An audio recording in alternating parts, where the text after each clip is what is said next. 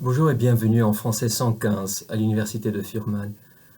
My name is Daniel Warden and I'm here to give you some suggestions about how best to approach French 115 here with me at Furman University.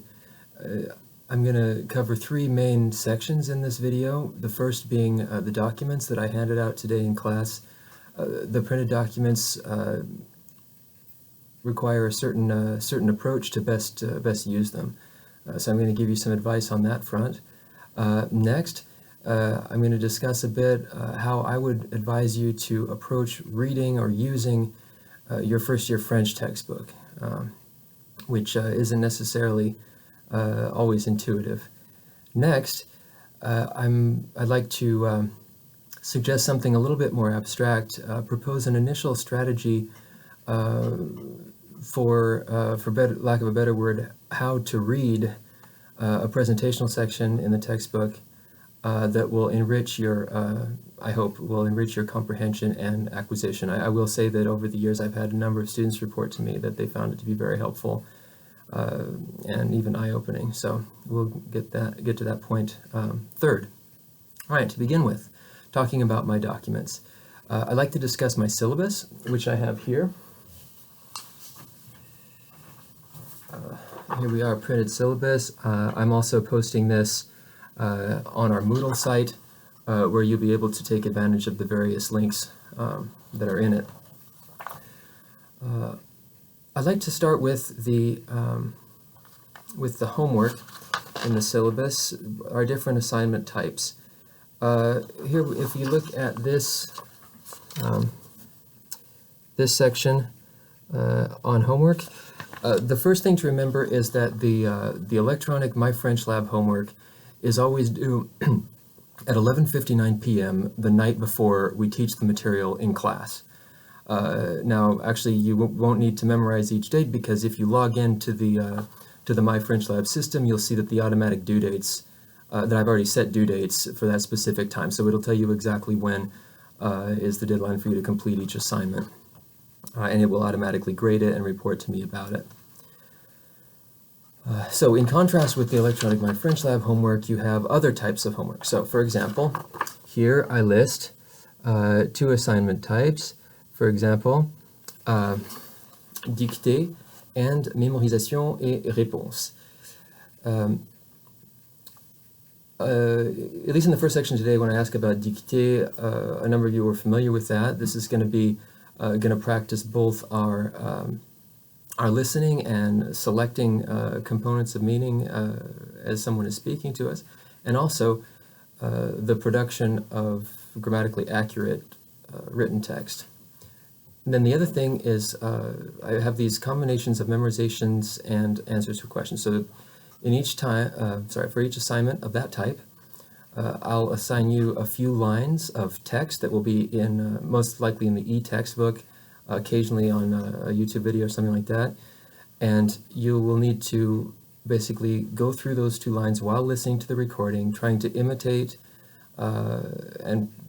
every aspect of the pronunciation that you can, within reason, until you can actually recite it verbatim individually with me. So that's the first half of those assignments, and then the other half will be actually just a question, which will use the same vocabulary and grammar as the material that you're memorizing, but that you won't know in precise terms in advance. So I'll, for example, if we're talking about the vocabulary of objects in the classroom, I might ask you, can you list some objects that are white in color that you might find in a classroom? So you might say, for example, chalk, whiteboard, desktop.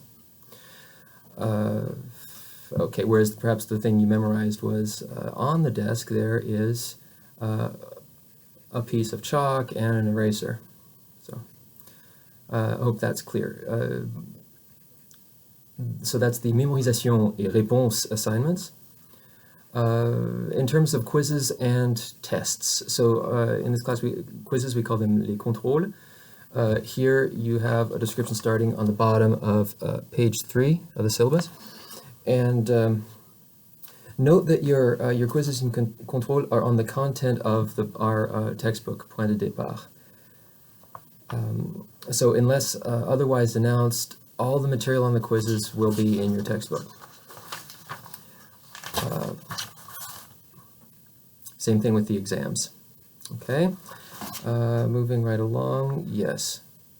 I think I'd like then to move on to one of my other documents that I call, well, homework grids that I call a grille de devoir. So there, if we look at that, you see that I gave you two related documents. Here I have the grille de devoir 1 du 27 août au 20 septembre 2019, and here there are a series of categories. And then I actually also gave you a one-page how-to guide, my philosophy behind the organization of this document.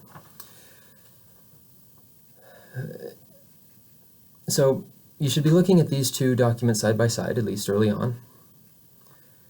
And I'd like to tell you something about the different columns and how they operate. So here, most straightforward, you're going to have a column of the dates, the due dates of various assignments. And next, you'll have here materials to study in the textbook. Okay. Now, with materials to study in the textbook, as I said, all quizzes and exams will cover material that's in the textbook. And here, in my experience, a lot of times if I assign pages of a textbook, certain times individuals will come to me and say, well, I'm not sure what's important on that page, or I don't know exactly what to study or how to pick out what's important. So I'd like to help with that. To begin with, I have these 5 bullet points here. So the first one is the vocabulary and grammar presented around the drawings in Point de Départ. When I say drawings, I mean the little cartoons that give you a context about what is about the new French language expressions being presented. So here I'm going to just show a page. So here it is here's our textbook. This is teacher's edition, but it's the same thing that you that's required for the class. Please bring the book on paper every day to class. So we have Point de Départ. So here, one thing that's confusing is that the textbook itself is called Point de Départ, and then there are sections within it that are called Point de Départ. So I should say Point de Départ means the place that you start, in case it was ambiguous. So talking now about the sections inside the book that are themselves called Point de Départ, these are presentational sections. Ignore the blue, that's only in the instructor edition. These are presentational sections where you have cartoons. So all the text that you see like this, this is material that you want to spend as much time on as you can. I'm going to talk in a little while about how to spend that time exactly. But to summarize here, there are, again, 5 components, 5 types of content in the textbook that you're responsible for knowing. The first is the language presented in Point de Départ sections, okay? The second, expressions listed in shaded and outlined green boxes with rounded corners. Okay, I'm trying to be explicit there.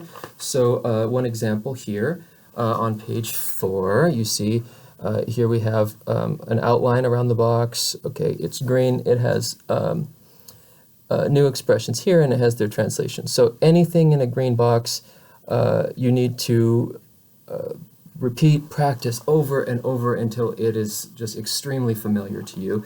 And you see that there's a little speaker icon next to it. That means that in the e-text you can click on that and listen to pronunciation. So whenever you can, both read and listen to the same text at the same time so that you can help associate the letters and their sounds, that's ideal. So you want to listen while reading those over and over until they're very easily accessible in your memory. Okay.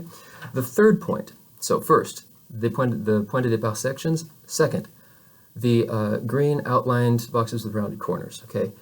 Third, in the formes et fonctions sections, there are conjugations and or grammatical structures that are being presented in bold letters, and they're inside shaded purple boxes with rounded corners. And now, note that these shaded boxes that are in forme et fonction, they are not outlined, whereas the ones in Point de Départ are outlined. So, if they're if you have any difficulty, for example, with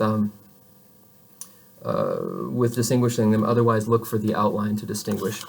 So there, here is an example on page 7. Here we have formes et fonctions, and then we have, you see, another box with rounded corners, but no outline around it, and there inside you see conjugations being presented in bold. All right. That is the third of my 5 things to study. The fourth, pronunciation of phonetics lessons explained in the sons et lettres sections. So, to show you that, there is an example on page 13. Here you have a little area marked with this line, sons et lettres. Okay, there you want to listen and try to imitate those sounds as close, as exactly as you can. It's very much like training a musical instrument, like training a particular move in a sport. Okay, it's really practice, focus, attention, practice, focus, mindfulness, attention, to try to get these sounds down. Okay, and I will also be giving you tips in class on pronunciation phonetics at times. Finally, so that's the fourth component. The fifth component, cultural content of assigned vie et culture sections. And these sections may be in English. So we have a first one coming up here, vie et culture. You see that the whole page is shaded, and a lot of times there are photos and things. These are cultural lessons in English, so you can read them in English, learn them in English. We'll occasionally talk about them in English.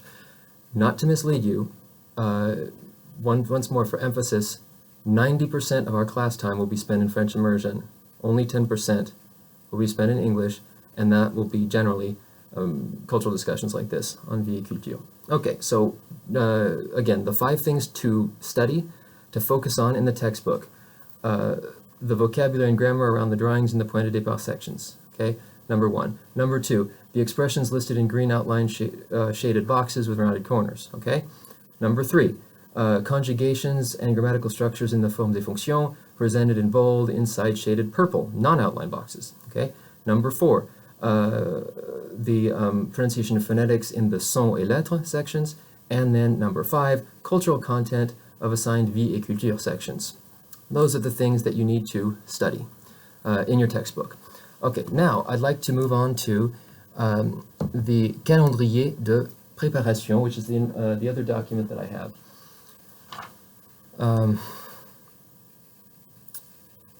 So here,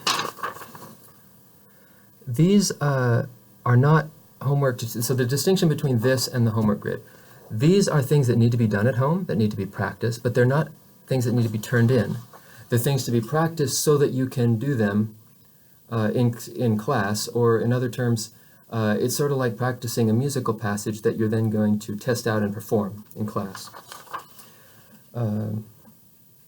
So here I've got, in parallel with the other thing, I have materials that you need to read in this, in this column. Here, there are sometimes videos or audio recordings to listen to. And then these, you see how the codes are like P-8 or 2-3, and in these sections called À vous la parole, À vous la parole. In those sections, those are what they call communicative exercises. So those, first of all, I want you to look at all the examples listed. Let me just give you one example of one of those. So here it has it's going to have the blue answers in the instructions edition, but see, here's an example. So, and sometimes they have precise correct answers, and other times the answers are variable. Now, in these, what you want to do is you want to make sure that every word that is appearing here in the body of the exercise, you understand. Okay, and don't go outside the chapter. Just look back at the point de départ section to indicate to find out what those words mean if you're unsure. I'll tell you a little bit more about that later. I think I'm going to extend this video actually to a second section because I'm running out of my time limit here. So I'm going to stop this, and I'm going to pick up talking about the homework grid.